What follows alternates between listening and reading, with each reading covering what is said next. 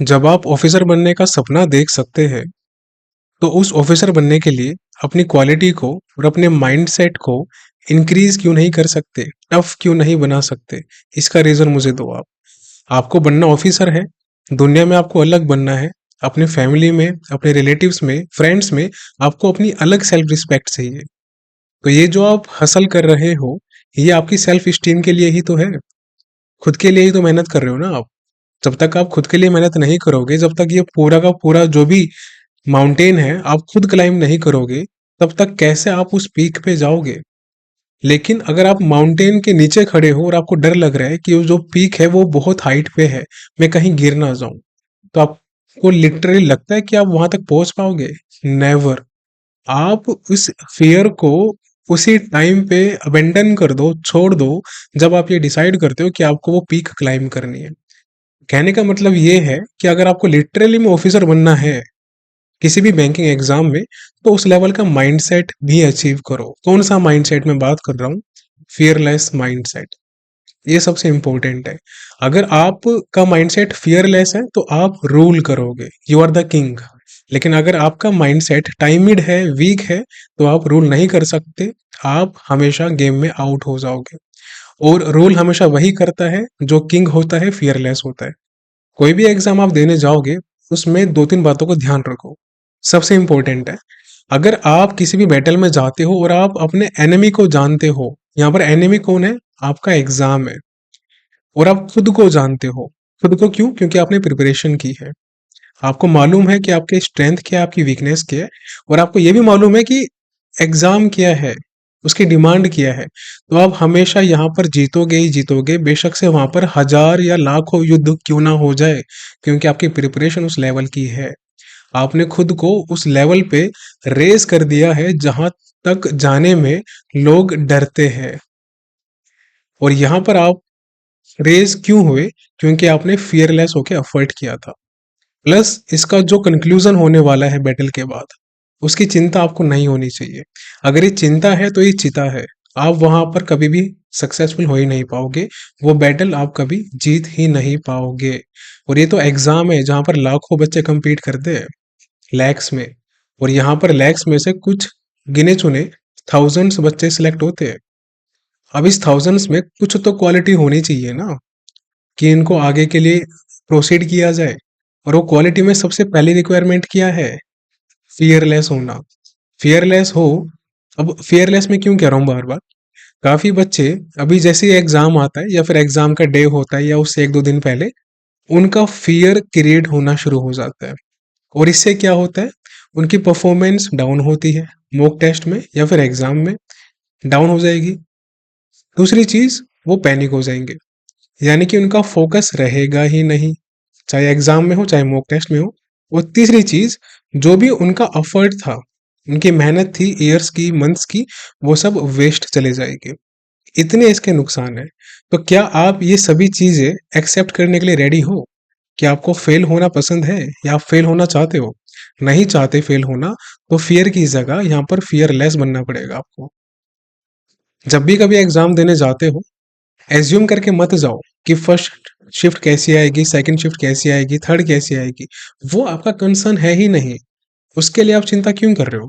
तो यहाँ पर ये लाइन आप रीड करो। If you know your self, अगर आप खुद को जानते हो, but note the enemy, for every victory gained, जो भी जीत आपको हासिल होगी, you will also suffer defeat, यानी कि कुछ ना कुछ नुकसान आपका होना तय है उस युद्ध के अंदर, अगर आप जीत भी गए तो। वो कैसे? अगर आपको अपने स्ट्रेंथ और वीकनेस पता है, लेकिन आपको ये नहीं पता कि एग्जाम की डिमांड क्या है। एग्जाम चाहता है कि आप फियरलेस होकर एफर्ट करो, लेकिन वो आप कर ही नहीं रहे। अब ऐसे में हो सकता है आप एग्जाम क्वालिफाई कर भी लो या ना भी करो, बाउंड्री पे रह जाओ, कुछ भी हो सकता है, क्योंकि आपका 100% आउटपुट तो आया ही नहीं है ना। आप डर चुके हो। अब डर गए तो फिर आपका माइंड, आपका फोकस पूरा डिसबैलेंस हो चुका है। जो एफर्ट आपका 100% पे आ सकता था, वो आपका 50-60% पे आके रुक गया। और यही रीजन होगा आपके फेलियर का। अगर इसको इम्प्रोवाइज नहीं किया और ये नहीं सोचा कि जिस एग्जाम के लिए आप जा रहे हो वो एकमात्र एग्जाम ही तो है, क्या वो आपके डिसीजन से, क्या आपके ड्रीम से वो इतना बड़ा हो चुका है कि वो आपको डिफीट कर देगा? अगर आपने प्रिपरेशन की है तो उसकी इतनी औकात नहीं है कि आपको वो गिरा सके। ये बात हमेशा ध्यान रखो। अब आगे की लाइन यहाँ पर रीड करो।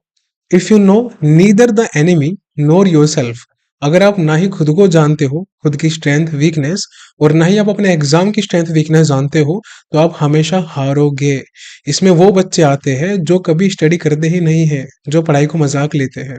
तो इनसे तो कंपटीशन है ही नहीं आपका, ये तो सबसे पहले बाहर निकलने वाले हैं। लेकिन आप इस कैटेगरी में आ जाओ, पहले वाली में। If you know the enemy and know your self, आप हमेशा जीतोगे, चाहे वो युद्ध हजारों में हो या लाखों में हो। आप हार नहीं सकते। अब ये मैं क्यों बता रहा हूँ? किसी भी एग्जाम की सबसे पहली डिमांड आपको मैंने बता दिया कि आपको फियरलेस होना पड़ेगा। अगर आप में डर बैठ गया तो आप कभी परफॉर्म कर ही नहीं पाओगे, आपके हाथ पैर फूल जाएंगे, आपका फोकस पूरा डिसरप्ट हो जाएगा, आप फोकस कर ही नहीं पाओगे। वो जो चीजें आपके सामने गिवन है, जो आपको हिट करना है, आप अटैक कहाँ करोगे? अटैक करने के लिए फोकस चाहिए। कोई भी स्पोर्ट होता है, एज एन एग्जाम्पल अगर कोई शूटिंग का स्पोर्ट है, तो वहां भी फोकस पूरा चाहिए। और आपका एग्जाम शूटिंग से कम नहीं है, क्योंकि आपको यहाँ पर फोकस करना है क्वेश्चंस पे। और अगर आपने क्वेश्चन पे फोकस नहीं किया, इसको अटैक नहीं किया, और इसको काम माइंड से सोल्व नहीं किया, तो आपकी जगह दूसरा कैंडिडेट आपकी सीट स्नैच कर लेगा। इस बात का डर रखो, ये फियर होना चाहिए आपका, कि कोई दूसरा कैंडिडेट आपकी एक गलती से आपकी सीट स्नैच कर लेगा। अब ये मौका उसको देना है या नहीं देना, ये आप पे डिपेंड है। अब आते हैं सेकंड कंडीशन पे। कोई भी प्री एजम्पशन लेके मत चलो किसी चीज का। मैं बार बार बोलता हूँ, आप समझते नहीं हो, बच्चों वाली हरकतें करते हो, बनना ऑफिसर है आपको। प्री एजम्पशन क्या होता है? एग्जाम की शिफ्ट कैसी आएगी, हार्ड आएगी, टफ आएगी, इजी आएगी, आपको इससे मतलब क्या है? मुझे इसका सेंस समझ में नहीं आ रहा। क्या चाहते हो आपकी आपकी शिफ्ट इजी आ जाए? चलो ठीक है, इजी आ भी गई, तो आपको मालूम भी है कि बच्चों के अटेम्प्ट्स हाई होंगे इसके अंदर। बच्चों के अटेम्प्ट्स हाई होंगे, तो आपके सिलेक्शन के चांसेस भी तभी होंगे जब आपके अटेम्प्ट्स हाई होंगे। अगर लेकिन अगर आप यहाँ पर भी पैनिक हो गए, तो सिलेक्शन कैसे होगा? लॉजिक ही नहीं है। अगर आपकी शिफ्ट मॉडरेट आ गई और फिर आप पैनिक कर गए, तो कैसे आप अटेम्प्ट करोगे हाई उन बच्चों के साथ में जो अच्छे अटेम्प्ट कर रहे हैं रिलैक्स माइंड से? अगर आपकी शिफ्ट टफ आ गई, तो भी क्या मैटर करता है? अगर यहाँ पर भी आप पैनिक हो गए, तो यहाँ पर भी आप नहीं कर पाओगे। कहने का मतलब ये है, तीनों में जो वेपन है एकमात्र, वो है काम माइंडसेट, शांत दिमाग। आप खुद ऑब्जर्व करना कि जब आपका दिमाग शांत रहता है, आप डिसीजंस अच्छे से ले पाते हो। हर एक फील्ड में आपको अगर कोई भी प्रॉब्लम दी जाए, उसका सॉल्यूशन भी आप इस काम माइंड की हेल्प से निकाल लोगे। लेकिन अगर यही काम जो माइंड है आपका, वो काम नहीं रहा, नो मोर काम, वो डिसरप्ट हो चुका है, तो आप ना ही कभी डिसीजन ले पाओगे, और ना ही कभी आप जो प्रॉब्लम्स है उसको सोल्व कर पाओगे। ये दोनों ही आपके हाथ से निकल जाएंगे। और एग्जाम की पहली डिमांड यही है कि आपको दिमाग शांत रखना है, फियरलेस रहना है। यानी कि आपको प्री एजम्पशंस नहीं लेके चलने। चाहे शिफ्ट कैसे भी आए, फर्स्ट में, सेकंड में, थर्ड में, या बेशक से आपकी शिफ्ट फर्स्ट ही क्यों ना हो, जाके एंजॉय करो ना। आपके आपने पूरी मेहनत की है, ठीक है? ये तो वही बात है। ये मान के चलो आप कि आज के टाइम पे एग्जाम हो रहे हैं, चलो ठीक है, मान लेते हैं। लेकिन आज से कई साल पहले जब बैटल्स होते थे बैटल फील्ड में, तो क्या ऐसा कहा जाता था कि फर्स्ट बैटल मेरा है, पता नहीं कैसा होगा सामने वाला ओपोनेंट? ऐसा बोलते थे कोई? अगर ऐसा बोलते, तो हिस्ट्री कुछ और होती, ये नहीं होती। तो यहाँ पर आपका बैटल चाहे फर्स्ट हो, चाहे सेकंड हो, चाहे थर्ड हो, चाहे फोर्थ हो, चाहे सेकंड डे ही क्यों ना हो, आपको मतलब होना चाहिए अपने आउटपुट पे। यानी कि आपको अपना एफर्ट एग्जीक्यूट करना है। बस इस चीज पे ध्यान रखो। एफर्ट एग्जीक्यूट करोगे, ऑनेस्ट रहोगे, काम माइंड के साथ रहोगे, तो हमेशा सक्सेसफुल होके आओगे। फिर बेशक से आपका सामने वाला ओपोनेंट कितना ही टफ क्यों ना आ जाए। लेकिन अगर वहीं पे आप ये माइंड में फियर लेके चल रहे हो कि पता नहीं मेरा ओपोनेंट कैसा होगा, कैसा एग्जाम आएगा, आई विल सर्वाइव और नॉट, तो फिर ये तो तय है कि यू वॉन्ट सर्वाइव। आप सर्वाइव कर ही नहीं पाओगे, और आप डिजर्व करते भी हो, क्योंकि आप ऑफिसर बनने की बात करते हो, बट ये बेसिक चीजें, बेसिक एटिकेट्स आपको नहीं आते। कब कब लेके आओगे ये बेसिक एटिकेट्स? ये लेके आओ जब बैंक में जाओगे, बैंक में काम करोगे, तो बैंक में कस्टमर आपके सामने आपके सर पे खड़े होंगे।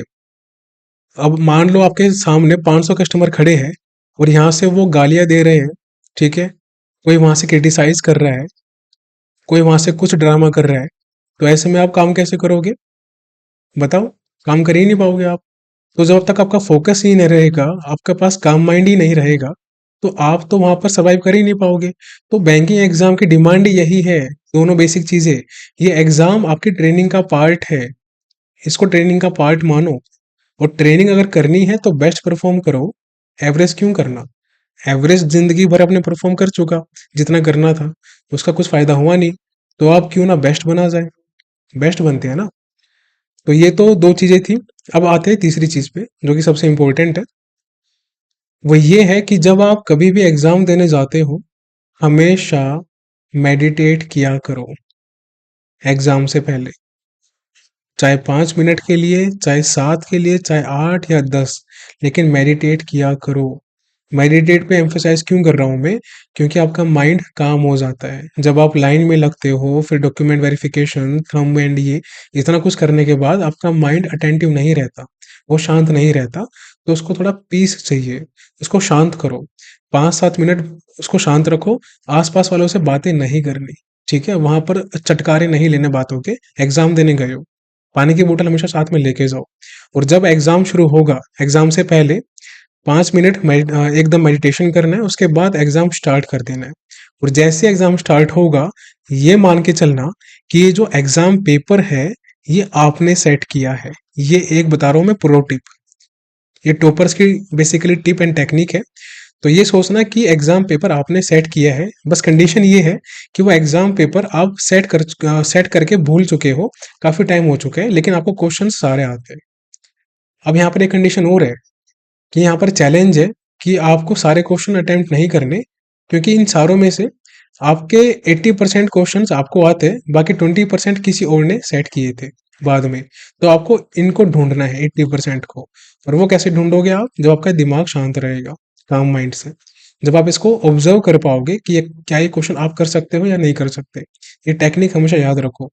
किसी भी फील्ड में, किसी भी पर्टिकुलर सेगमेंट में अगर जीतना है, उसमें विक्ट्री हासिल करनी है, तो फील्ड को उस फील्ड में अपने आप को हमेशा बेस्ट मानना है। ये माइंडसेट आपका होना चाहिए। अब ये बातें ध्यान रखो और पैनिक नहीं होना बिल्कुल भी। और एक इम्पोर्टेंट अनाउंसमेंट है, जो भी बच्चे जिन्होंने एडमिशन लिया था बिगिनर्स एंड रिपीटर्स ग्रुप में, आपसे रिक्वेस्ट है ग्रुप ज्वाइन कर लो। ग्रुप के टारगेट शुरू हो चुके हैं। कब ज्वाइन करोगे आप? अभी आप सो रहे हो, फिर आप बोलोगे कि सर ने हमको ऐड नहीं किया। तो जितना जल्दी हो सकता है मेल कर दीजिए। और जो बच्चे एडमिशन लेना चाहते हैं वो एडमिशन ले सकते हैं, जल्दी ही ग्रुप क्लोज हो जाएंगे। ये मेंटोरशिप ग्रुप है, इसकी डिटेल्स और वीडियोस जो है वो कमेंट सेक्शन में और डिस्क्रिप्शन बॉक्स में डाल दी जाएगी, जाके देख लेना। और करंट अफेयर्स ग्रुप में भी 650+ एडमिशन हो चुके हैं, लेकिन अभी तक 500 बच्चे ही अराउंड ग्रुप में है। तो बाकी बच्चे कहाँ सो रहे हो? यहाँ पर आ जाओ, आपने पे किया है इसके लिए, और आके अपने टारगेट्स पूरे करो, जो गाइडलाइंस आपको दी जा रही है वो फिनिश करो। अच्छा, एक सबसे बेस्ट चीज आपको बताता हूँ मैं। जब आप एग्जाम देने जाते हो ना, तो कभी भी हैवी खा के मत जाना घर से। ये एक वो टिप दे रहा हूँ मैं, जो कि शायद ही आपको मालूम हो। क्योंकि जब आप हैवी खाओगे, तो आपका पूरा जो ब्लड सर्कुलेशन है वो आपके स्टमक पे काम करेगा, आपके खाने को डाइजेस्ट करने पे काम करेगा। तो आपके माइंड में कंप्लीट एनर्जी नहीं रहेगी, आलस आएगा आपको। और ये आपने ऑब्जर्व भी किया होगा मॉक देते टाइम घर पे। तो जब भी आपका एग्जाम होता है, चाहे फर्स्ट शिफ्ट में हो, सेकंड में हो, थर्ड में हो, फोर्थ में हो, उससे 3 घंटे या 4 घंटे पहले तक कुछ भी हैवी नहीं खाना। कुछ भी हैवी, ना ही रोटी ना सब्जी, कुछ नहीं खाना। लाइट खाना है, फ्रूट खा लो या कॉफी ले लो साथ में, बस दैट्स इट। या टी भी ले सकते हो, टी एंड बिस्किट, इतना करना है। और साथ में एक चॉकलेट भी लेके जाना, 5 वाली 10 वाली, बहुत हेल्पफुल रहेगी। आप लेके जाना और एग्जाम से पहले इसको खा लेना, जब आप लाइन में लगे होंगे, क्यू में लगे होंगे। ओके, तो ये फॉलो करो। और बैटल में जा रहे हो तो बैटल को एंजॉय करो, वॉरियर की तरह जाना है। ऑफिसर माइंडसेट लेके जाना है, वीक माइंडसेट लेके नहीं जाना। वीक माइंडसेट लेके जाओगे तो फेल होने से कोई नहीं रोक सकता, कोई भी नहीं रोक सकता। लेकिन अगर ऑफिसर्स माइंडसेट लेके जाओगे खुद को ये मानोगे कि आप ऑफिसर हो उस एक पर्टिकुलर बैंक में, और वैसा बिहेव करो। उनको दिखाओ वो रिस्पॉन्सिबिलिटीज, वो माइंडसेट, कि उनको लगना चाहिए कि हाँ ये स्टूडेंट डिजर्विंग है और ये आपको इंटरव्यू में ये बहुत हेल्प करने वाला है। तो बस इनको फॉलो करो आज से, और एकदम ओवरथिंक करना बंद कर दो। जितना ओवरथिंक करोगे, जितना अपने एनिमी को खुद से ज्यादा बड़ा मानोगे, उतना आपके सिलेक्शन के चांस डिक्रीज हो जाएंगे। और जितना खुद को एनिमी से बड़ा मानोगे, उतना आपके सिलेक्शन के चांस इंक्रीज हो जाएंगे। अब आपको इस जगह जाना है या इस जगह जाना है, वो आपका डिसीजन है। बीच में यहाँ पर आप खड़े हो। तो मिलते हैं अगली वीडियो में। All the very best, exam अच्छे से देके आना, रिव्यू देना, एंड सी यू सून।